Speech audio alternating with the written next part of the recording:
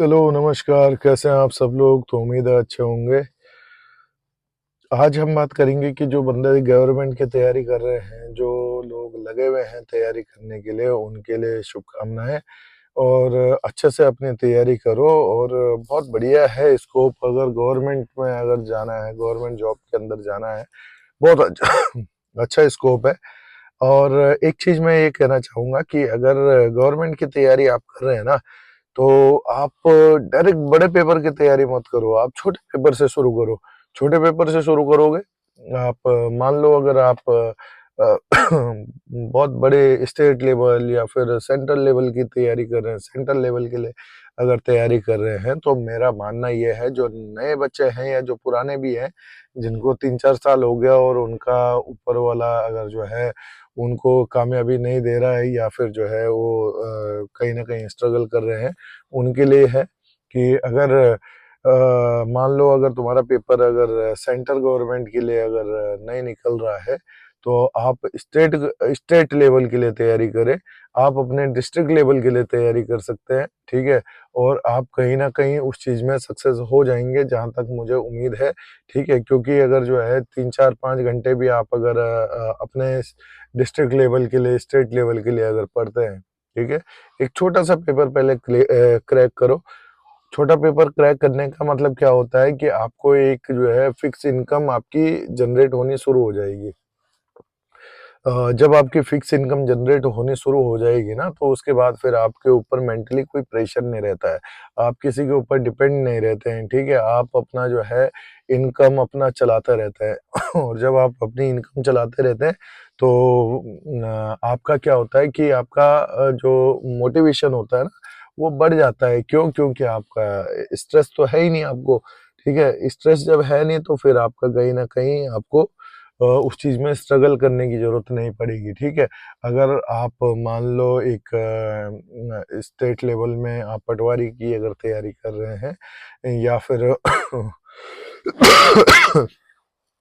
Sorry one day exam के लिए अगर तैयारी कर रहे हैं, कोई भी एग्ज़ाम हो, कोई भी जो है आप एक्स, वाई, ज़ेड कोई भी लगा लो, आप वन डे के लिए तैयारी कर रहे हैं ना, तो उसमें थोड़ा बहुत फिज़िकल अगर होगा तो होगा, नहीं तो बहुत सारों में तो फिज़िकल भी नहीं होता है, ठीक है?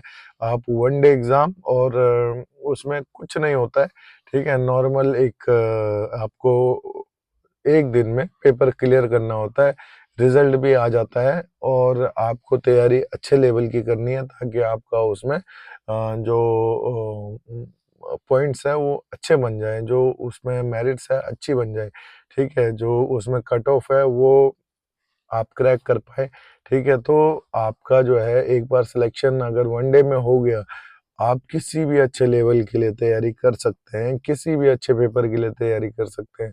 सपोज़ करो आपका वन डे क्रैक होने के बाद आपके 30-40 हज़ार रुपए सैलरी आपकी आने शुरू हो गई, तो फिर आपको ये स्ट्रेस में आप नहीं रहोगे कि मैं आगे क्या करूँ? ठीक है?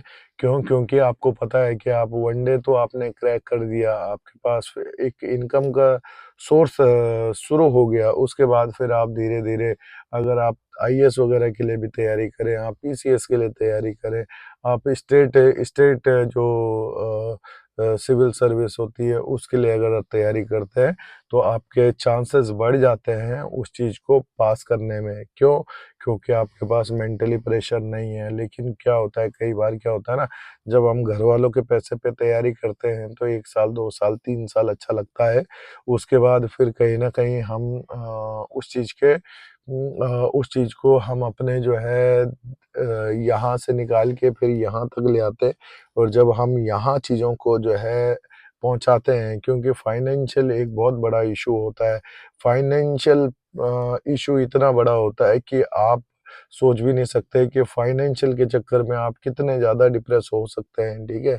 तो जो भी तैयारी करना चाह रहा है या चाह रही है, हमारी बहनें हैं, हमारे भाई हैं, ठीक है? कोई भी तैयारी करता है तो उनके लिए एक राय है कि आप छोटे पेपर से तो शुरू करो, छोटे पेपर को पढ़ाई आप करते रहो, बड़े पेपर के लिए भी पढ़ाई करते रहो, साइड बाय साइड 1-2 घंटे डेली पढ़ते रहो, कोई दिक्कत नहीं है। लेकिन कहीं न कहीं आप जो छोटे पेपर होते हैं ना, उसके लिए भी आप निकालते रहो, क्योंकि बहुत सारे पेपर में ऐसा होता है कि 26-27 की उम्र होती है। बहुत सारे पेपर के लिए ऐसा है जिसमें 21-22 साल की उम्र चाहिए होती है, किसी पेपर के लिए 28 साल चाहिए होती है, किसी के लिए 26 साल चाहिए होती है। ऐसे अलग-अलग है। ठीक है? तो सबके जो एज ग्रुप होता है वो अलग होता है। बाकी जो हमारे जनरल ओबीसी वो चीज़ के ऊपर नहीं जाना चाहूँगा, ठीक है? और मेरा ये है कि हर कोई क्रैक करे, हर कोई जो है अपने-अपने लेवल पे तैयारी करता है और बहुत बुरा लगता है, बहुत ही ज़्यादा मैं तो बहुत ज़्यादा जो है इस चीज़ को क्या बोलते हैं एक फीलिंग होती है जो लोग तैयारी कर रहे हैं, ठीक है? उन लोगों के लिए एक फीलिंग है दिल के अंदर कि यार इतना मेहनत करता है बंदा, ना वो खाता है, ना सोता है, ना पीता है, ना फिर जो है कहीं घूम पाता है। जो उसकी लाइफ में एन्जॉय करने का जो टाइम होता है उसमें वो कुछ नहीं कर पाता है बेचारा। वो सिर्फ़ पढ़ाई करता है, पढ़ाई, पढ़ाई, पढ़ाई के अलावा उसके दिमाग में कुछ होता ही नहीं है। और जब उसके दिमाग में पढ़ाई के अलावा कुछ होता ही नहीं है, तो अब मान लो कि अगर 18, 19, 20 साल में अगर कोई तैयारी शुरू करता है या 17 साल में शुरू करता है, तो अगर ठीक है उसका 21 साल में सिलेक्शन होता है, 22 साल में सिलेक्शन होता है तो अच्छी बात है। नहीं तो अगर सिलेक्शन नहीं होता है तो वो बेचारा जो है कहीं न कहीं डिप्रेशन का शिकार होता है और उसके बाद फिर धीरे-धीरे 22-23 के बाद फिर उस पे प्रेशर सा आना शुरू हो जाता है। और जहाँ उसकी उम्र 25-26 से ऊपर हो जाती है उसके बाद फिर वो और डिप्रेशन में जाना शुरू हो जाता है। ठीक है? फिर उसके बाद फिर उसके पास माइंडसेट में 20%, 20-25%, 30% जो हमारे दिमाग का जो स्पेस होता है, जो हमारा फ्री रहना चाहिए, उस दिमाग के अंदर हमारा कहीं न कहीं एक नेगेटिव थॉट घुस जाता है और जो नेगेटिव थॉट का मतलब जो स्ट्रेस वाला पॉइंट है, वो घुस जाता है और उसके बाद फिर उसमें बड़ी दिक्कत होती है उससे निकलने में। ठीक है, फिर तो उसे सिलेक्शन चाहिए ही चाहिए होता है, फिर जो जो जो चीज़ में चाहिए ही चाहिए होता है ना, वो चीज़ फिर बहुत टफ़ हो जाती है। क्यों? क्योंकि एक चीज़ वो होती है कि आप मज़े से एन्जॉय करके कर रहे हैं, आप बोल रहे हैं यार मैं तो कर लूँगा, ठीक है? और दूसरी चीज़ क्या है कि यार अब तो करना ही है, ठीक है? और तीसरी चीज़ क्या होती है कि अरे यार नहीं किया तो क्या होगा साला? ठीक है, नहीं किया तो क्या होगा, नहीं किया तो क्या होगा? और जो नहीं किया तो क्या होगा वाला जो सिस्टम होता है ना, ये आदमी को कहीं न कहीं परेशान कर देता है अंदर ही अंदर। तो इसलिए मैं कह रहा हूँ कि जो लोग तैयारी कर रहे हैं, जो मेरे भाई-बहन तैयारी कर रहे हैं, वो एक तो अपने दिमाग को फ्री रखने की कोशिश करें। हफ्ते में अगर तैयारी कर रहे हैं तो वो 1 घंटा, 1.5 घंटा, आधा घंटा कम से कम अपना फिज़िकल फ़िटनेस के ऊपर भी ध्यान दें और फिज़िकल फ़िटनेस अगर नहीं हो पाती है किसी कारण से, तो फिर वो अपना जो है अपने डेली रूटीन में अपने कुछ ऐसे जो वर्क है, वो कर सकते हैं जिससे वो किताबों को बिल्कुल अपने से दूर करें। ठीक है? डेली 24 घंटे में से आधा पौना घंटा किताबों को बिल्कुल दूर करें अपने आप से। ठीक है? और कुछ भी देखें, कुछ भी सोचें, कुछ भी करें, ठीक है? वो चिल्लाएँ, ज़ोर-ज़ोर से चिल्लाएँ, ज़ोर-ज़ोर से हल्ला करें, ज़ोर-ज़ोर से जो है अपने घरवालों के साथ बात करें। बहुत ज़ोर से वो जो है अपना लाउड स्पीकर खोल के अपना जितना मुँह फाड़ सकते हैं, जितना गला फाड़ सकते हैं, उतना जितना ज़ोर से आप चिल्लाएँगे ना, आपका जो हार्मोन्स होते हैं, वो कहीं न कहीं बढ़ते हैं। ठीक है? इस चीज़ को मैंने नोट किया है कि जब कोई बंदा डिप्रेशन में होता है, वो परेशान होता है, वो तैयारी करता है तब परेशान होता है, वो शादी करता है तब परेशान होता है। जितना ज़्यादा वो अपने फ्रस्ट्रेशन को बाहर निकाल फेंकता है ना, उतना वो फ्री होता है, ठीक है? दूसरी चीज़ क्या है फ्रस्ट्रेशन को बाहर निकालने के लिए मेडिटेशन। मेडिटेशन एक ऐसी चीज़ है जिसका कोई तोड़ नहीं है, ठीक है? आप मेडिटेशन करो और आपको पता लगेगा कि कितना बेहतरीन उपाय होता है अपने दिमाग को शांत रखने का, अपने आइडियाज़ को क्रिएटिव बनाने का और अपने आप पे काम करने का। आप मेडिटेशन करोगे, आपका आज अगर मेडिटेशन करोगे ना, ठीक है? मान लो 1 महीने का आपके दिमाग में कुछ स्टोर है और आप नया कुछ नहीं कर पा रहे हो, आप मेडिटेट करो। आपका 1 महीने की जो चीज़ होगी वो आपके दिमाग के अंदर स्टोर है, लेकिन आप नई चीज़ों को भी सीख सकते हो, ठीक है? इतनी पावर होती है मेडिटेशन की, ठीक है? दूसरी चीज़, तीसरी चीज़ क्या है?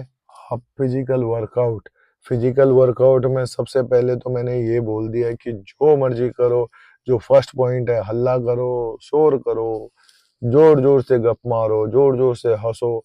10 मिनट तक आप हँस लोगे ना भाई, ठीक है? आपका बेहतरीन जीवन निकलेगा। 10 मिनट बस आपने हँसना है, ठीक है? आप दिल खोल के हँसो, आप अकेले में हँसो, आप दोस्तों के साथ हँसो, आप फैमिली के साथ हँसो, आप अपनी गर्लफ्रेंड, बॉयफ्रेंड जिसके साथ भी आप हँसना चाहते हो, आप 10 मिनट बिना कुछ बात करे बस हँसो, ठीक है? आपका जो फ्रस्ट्रेशन लेवल होता है ना, वो बिल्कुल खत्म हो जाएगा, ठीक है? तीसरी रेमेडी मेरी ये है फिजिकल फिटनेस वाली, ठीक है? तो फिजिकल फिटनेस में एक तो ये सारा जो पहले वाली जो चीज़ है, जो पहला वाला पॉइंट है वो भी आ गया और दूसरा वाला पॉइंट में मेडिटेशन आ गया, तीसरे वाले में आ गया फिजिकल फिटनेस। फिजिकल फिटनेस के अंदर आप जिम जा सकते हैं, आप योगा कर सकते हैं, आप कुछ भी अभ्यास आप कर सकते हैं, रनिंग कर सकते हैं, स्किपिंग कर सकते हैं, आप कुछ भी कर सकते हैं, ठीक है? लेकिन आपका फिजिकल, आपका बॉडी, आप कुछ नहीं तो आप जैसे हम पहले के टाइम में पीटी होती थी, ठीक है? 1, 2, 3, 4, 5, 6, 7, 8, 9, 10 ऐसे करके ऐसे कुछ भी कर सकते हैं, आप डांस कर सकते हैं, आप पीटी कर सकते हैं, आप जिम कर सकते हैं। जिम तो ख़ैर आजकल हो गया, लेकिन आप पहले के टाइम में पीटी होती थी, आप पुशअप्स कर सकते हैं, पुलअप्स कर सकते हैं, कुछ भी आप जो है फिज़िकल वर्कआउट कर सकते हैं और तो और आप खेतों में भी काम कर सकते हैं, ठीक है? आप जितना टाइम चाहें तो आधा 1 घंटा आधा 1 घंटा आप फिजिकल फिटनेस के ऊपर भी ध्यान दें, ठीक है? चौथी चीज़ क्या है? चौथी चीज़ ये है कि आप जब तैयारी कर रहे हो ना, ठीक है?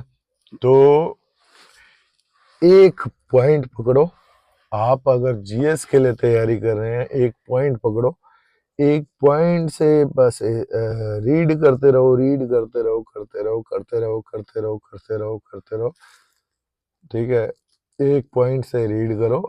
मान लो आज सुबह आप बैठे रीड करने के लिए, आप 2 घंटे बैठे, आपने रीड किया, ठीक है? अब उसके बाद फिर आपने 10-15 मिनट का ब्रेक लिया, उसके बाद फिर आपने फिर रीड किया, फिर 10-15 मिनट का ब्रेक लिया, फिर 2 घंटे में रीड किया। अगर मान लो आप 10-12 घंटे बैठते हो पढ़ने के लिए, 12 घंटे में आपका 10-15 मिनट का ब्रेक अगर जो है 12 घंटे में अगर 2 घंटे में आप ब्रेक लेते हैं, तो कितने मिनट का ब्रेक हो गया? आप लगा सकते हो, ठीक है? 10 मिनट का ब्रेक अगर 2 घंटे में है या 15 मिनट का ब्रेक 2 घंटे में है, तो 4 घंटे में आधे घंटा का हुआ, 8 घंटे में 1 घंटे का हो गया और मतलब ये लगा लो कि अगर 12 घंटे का आप अगर स्टडी ले रहे हो, तो आपका साढ़े 13 घंटे लग जाएँगे, ठीक है? आपका 1.5 घंटा ब्रेक में लग गया, ठीक है? तो 1.5 घंटा ब्रेक के बाद फिर आप अपना एक पॉइंट से हर एक चीज़ को, एक पर्टिकुलर चीज़ को नहीं है, आप एक चीज़ को एक पॉइंट से खींच के आप जो है स्टडी करके आप रीड करके लास्ट तक ले आओ। आप रीड करो, लास्ट तक ले आओ, आप रीड करो, लास्ट तक ले आओ, रीड करो, लास्ट तक ले आओ। कुछ बिना समझे, कुछ बिना बोले, कुछ बिना जो है दिमाग लगाए, आप रीड करो, आप रीड करो, आप रीड करो। रीड करोगे ना तो रीड करने का मतलब क्या है पता है? एक तो आपकी फ्लुएंसी बढ़ेगी उस चीज़ के ऊपर, आप पढ़ते-पढ़ते आपको ना वर्ड्स आप 1 बार रीड करोगे, आपको कुछ समझ में नहीं आएगा, आप 2 बार रीड करोगे, आपको कुछ समझ में नहीं आएगा, 3 बार रीड करोगे, आपको कुछ समझ में नहीं आएगा, 4 बार रीड करोगे ना, तो आपको कहीं न कहीं पैराग्राफ का पहला शब्द या फिर पैराग्राफ के बीच में कुछ स्टोरीज़, पैराग्राफ के बीच का कुछ है, चैप्टर के बीच का कुछ है, चैप्टर का नाम, आपको जो है इस तरीके से कुछ-कुछ चीज़ें जो है आपको पॉइंट समझ में आने शुरू हो जाएँगे 4 बार, 5 बार रीड करने के बाद, ठीक है? आप रीड करो, आप रीड करो, आप रीड करो, आप रीड करो, आपको आप जब 8-10 बार रीड कर लोगे ना, तो आपको समझ में धीरे-धीरे आना शुरू हो जाएगा कि पहले ये था, फिर ये था, फिर ये था, फिर ये था, फिर ये था। दूसरे चैप्टर में क्या हुआ, तीसरे चैप्टर में क्या हुआ, चौथे चैप्टर में क्या हुआ, 5वें में क्या हुआ। उसके बाद फिर आप और रीड करोगे, आपको महसूस होगा कि हाँ, पहले चैप्टर में सबसे पहली चीज़ ये हुई, दूसरी चीज़ ये हुई, तीसरी चीज़ ये हुई, चौथी ये हुई, पाँचवीं ये हुई, ठीक है? ऐसे-ऐसे करके आप जब पॉइंट्स को लिंक करते हो ना, तो बहुत बड़ा डिफ़रेंस आ जाता है आपकी स्टडी के ऊपर, ठीक है? बहुत सारे लोगों का सवाल होता है कि हम याद कैसे रखें? आपको याद रखने की ज़रूरत ही नहीं है। आपके दिमाग के अंदर बहुत कैपेसिटी होती है और बहुत कैपेसिटी को आप जब दिमाग के अंदर बहुत सारी चीज़ें डालोगे ना, तो बहुत सारी चीज़ें डालने के लिए आपका दिमाग खाली भी होना चाहिए। और दिमाग खाली होने का मतलब ये नहीं कि पुरानी जो चीज़ें आपने पढ़ी है, उसको भूल जाओ, नहीं।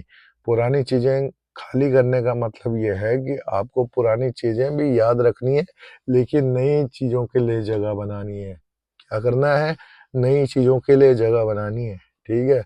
नई चीज़ों के लिए जगह आप बनाओगे ना, तो आपको ऐसा रिज़ल्ट मिलेगा, आप ये 3-4 चीज़ें करके देखो आप, 4-5 पॉइंट जो मैंने 4 पॉइंट बताए हैं ना, आप एक बार करके देखो। मैथ्स के लिए कोई ट्रिक नहीं होती है। मैथ्स के लिए ये होता है कि प्रैक्टिस मेक्स मैन परफेक्ट, ठीक है? जितना आप practice, how much time, how many times, whatever, ठीक है? जितना भी आप हाउ मेनी लगाओ, हाउ मच लगाओ, हाउ व्हिच लगाओ, जो भी लगाओ, ठीक है? जितनी बार आप प्रैक्टिस करोगे, जैसे प्रैक्टिस करोगे, जहाँ प्रैक्टिस करोगे, आपको मौका मिलता है प्रैक्टिस करो, ठीक है? इसीलिए मैं कह रहा हूँ कि हाउ, व्हेन, व्हाई, जितने भी डब्ल्यूज़ है, 5 डब्ल्यूज़, 4 डब्ल्यूज़, 6 डब्ल्यूज़, जितने भी होते हैं, ठीक है? जितने भी तरीके से आप प्रैक्टिस कर सकते हो, उतनी प्रैक्टिस आप करो, ठीक है? एक सवाल को, एक क्वेश्चन को आप प्रैक्टिस करोगे ना, तो आपको 10 बार समझ में आएगा। जितना प्रैक्टिस करोगे, आपको उसका आंसर देख के समझ में आ जाएगा कि यार, आपको क्वेश्चन देखने के बाद ही ना, लाइन बाय लाइन चीज़ें समझ में आनी शुरू हो जाएगी, ठीक है? और जब लाइन बाय लाइन चीज़ें समझ में आनी शुरू हो जाएगी, तो फिर बहुत फ़र्क पड़ता है। 1 मिनट है। हेलो? हाँ, हाँ, चल रहे हैं बस। नहीं, नहीं, बस 2 मिनट।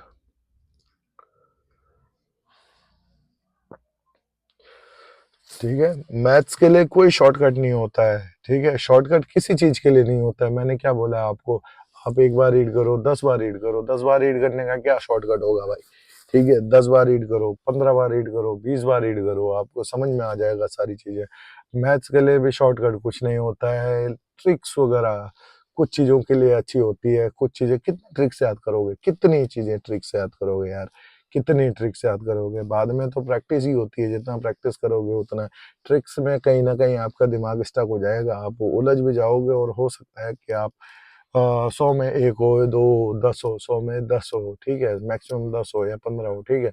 जो आप लोग जो है ट्रिक्स वगैरह याद कर लोगे, लेकिन क्या होता है, बाद में अल्टीमेट होता है प्रैक्टिस। जितना प्रैक्टिस उतना परफेक्शन, जितना प्रैक्टिस उतना परफेक्शन।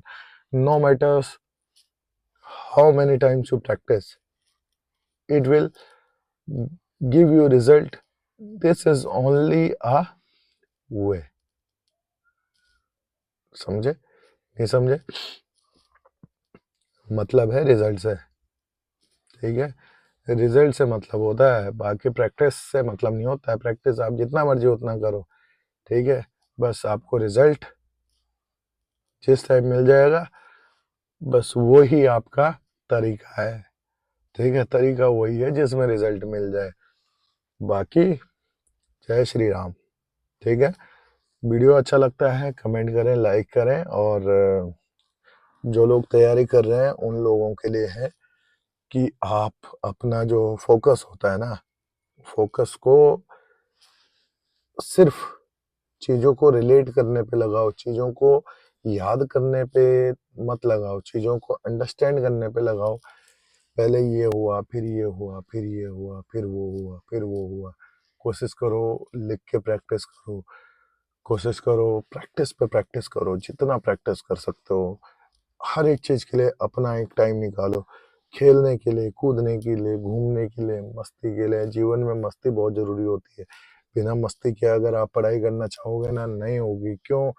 क्योंकि मुझे पता है कि 19 साल का जो बच्चा होता है उसका दिमाग कभी भी 22-23 साल के जितना नहीं होता है, ठीक है? 22-23 साल वाले का जो 4 साल का एक्स्ट्रा एक्सपीरियंस होता है ना, वो कहीं न कहीं उसको अलग बनाता है। जो 19 साल वाले का एक्सपीरियंस होता है वो कहीं न कहीं 22 साल वाले से कम होता है। इसलिए कभी भी ये मत करो कि किताबें पढ़ के आपको वो वाली चीज़ महसूस हो जाएगी या फिर मालूम हो जाएगी जो आपके सीनियर्स कर चुके हैं, ठीक है? अपने तजुर्बे से बता रहा हूँ, आप अपनी लाइफ़ को एन्जॉय करते-करते अगर जो है स्टडी करोगे ना, आपको कभी भी प्रेशर महसूस नहीं होगा, ठीक है? Thank you. मिलते हैं अगले वीडियो के अंदर। देखना मत भूलना पूरी वीडियो।